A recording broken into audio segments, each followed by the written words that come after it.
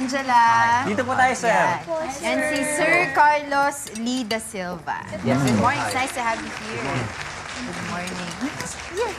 Hindi, dyan na. Saan ka pa? Saan niyo gusto? Anywhere. Dito na lang kayo, Kasi ang sir. magiging topic natin ngayon, it's all about HMO. HMO. Ano ba yung Health Maintenance Organizations? Ano po ba yung what is HMO?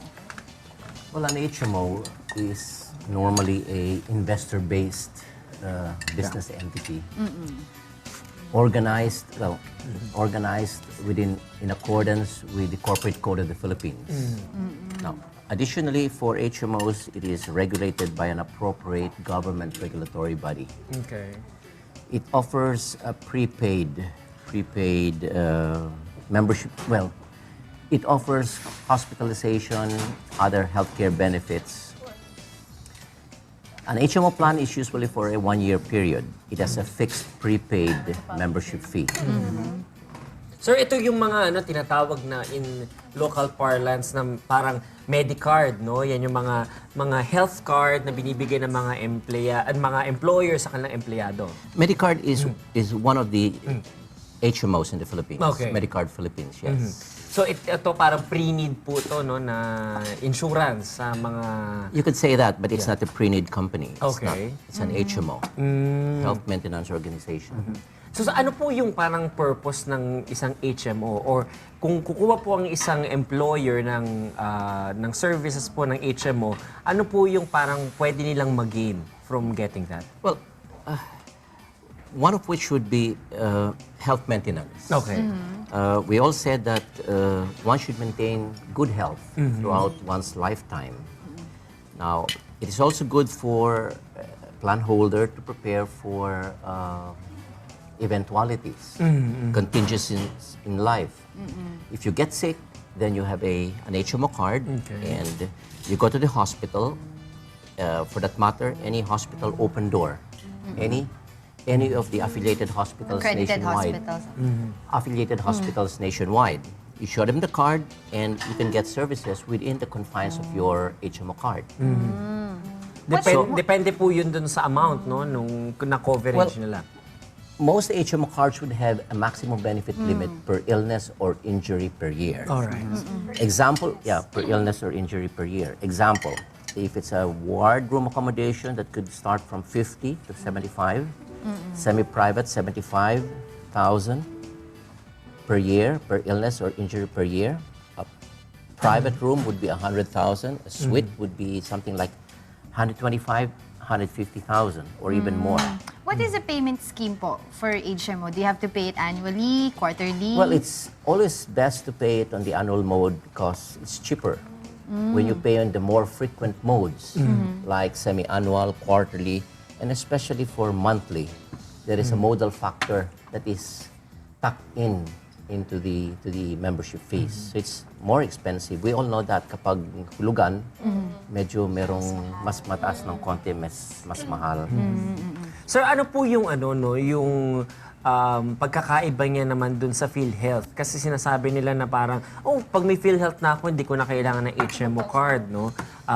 Totoo po ba yun? Or mas maganda pa rin na may PhilHealth ka plus may HMO card ka? Definitely, mas mabuting meron kang HMO card in addition to your PhilHealth benefits. To begin with, number one, not everybody has PhilHealth benefits. Hindi lahat ng tao may PhilHealth. Although ang gobyerno ngayon, meron tayong kalusugang pangkalahatan program or universal healthcare, which encourages everybody to become members of PhilHealth.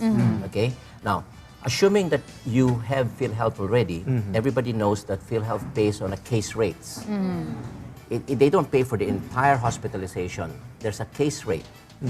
So, most HMOs will have their plans integrated with PhilHealth, meaning to say, when you go to the hospital for a confinement and you're discharged, the first peso comes from PhilHealth because it is integrated with PhilHealth. But it is not really that big, especially now it's case rates. So, an example would be... So, yung balanse po, mapupunan po ng HMO card. Parang ganon. Malaking balanse. Okay. Malaking balanse. As a PhilHealth portion is Minimal. Yeah. Something like that. But very substantial already since the new case rates came into play. Yeah. But sino po yung mga pwedeng magkaroon ng HMO card? Yung ng employed? Or pwede rin yung self-employed? Practically everybody. We have individual plans. The man in the street, as long as you're able to pay the membership fees, why not? Which is how much? Well, an estimate would be something like 18 to 20,000 for somebody who is something like Annually, no? like 35 years old. It really depends on the attained age of the person. Attained age. Annually, that's annual, yes. Annually. Yes, So annual. once you pay the annual fee, automatic yun, you can use the card already. Theoretically speaking, yes. The moment you have your card, you pay for it, you're given the card, and by all means, if something happens, you can go to the hospital. Sir, tumataas ba yung rate ninyo na kailangan bayaran? Kunwari may existing o pre-existing na sakit na yung mag-a-apply. At saka kung mag-a-apply po ba sila, kailangan pa ba na i-medic, parang general check-up sila para tingnan yung status ng health nila? Or wala na pong kailangan na ganun sa HMO? Okay, isa-isa lang muna. Opo.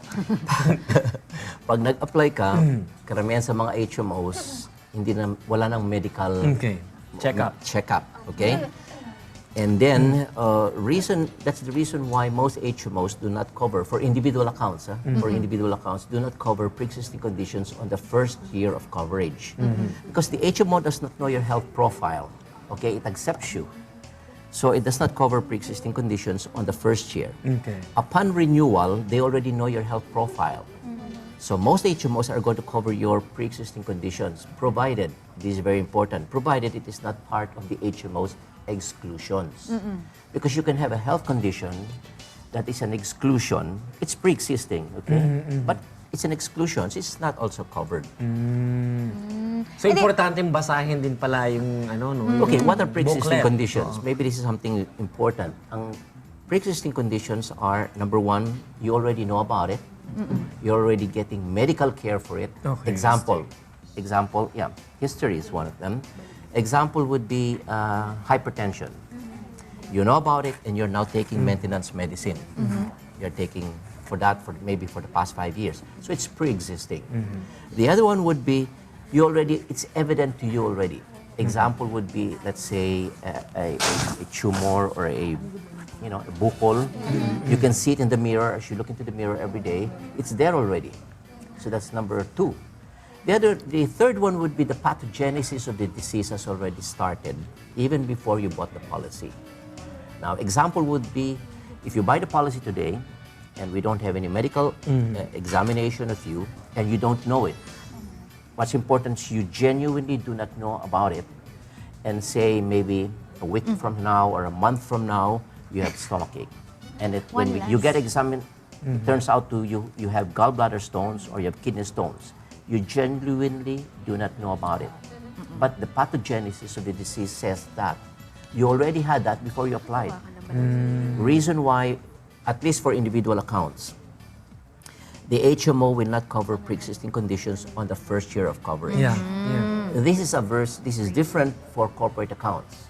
Because for corporate accounts, the rule of the many, the rule of numbers play. Mentras mas marami kayo, okay, nai-spread ninyo ang risk ng health. So sa isang kumpanya, let us say 100 or 200, kahit na bagong-bagong pasok lang kayo, ang pre-existing conditions pwedeng makover. Kasi na-spread mo ang risk. Hindi naman lahat ng tao doon, lahat merong gallbladder stones, may ganong sakit. So siguro isa o dalawa o tatlo. Yung iba, very healthy. So, that's how it works. How about sa age, sir? Meron ba kayong Yes. minimum age or That's a maximum good question, age? yes. For individuals, even a baby that's 3 months old, a mother, a mother can enroll the child 3 months old. For individuals, up to age 60. 60, yes. For corporate accounts, it's of course, corporate is employees. Yes. So I would imagine you get employed at 18, 19, 20. from 20 years old to age 65. Sir, Because that before... is normally the retirement age. I'm sorry, yes. Oh, yeah, go ahead. Before we let you go, we would like to ask also, kasi yung, if you buy the policy for this year and then you weren't able to use it, is it the amount No, transferable no, for it's the not. next year? Yung parang ibibigay Yeah. mo, dependent yung... May dependent. May dependent No, ka. iba yun.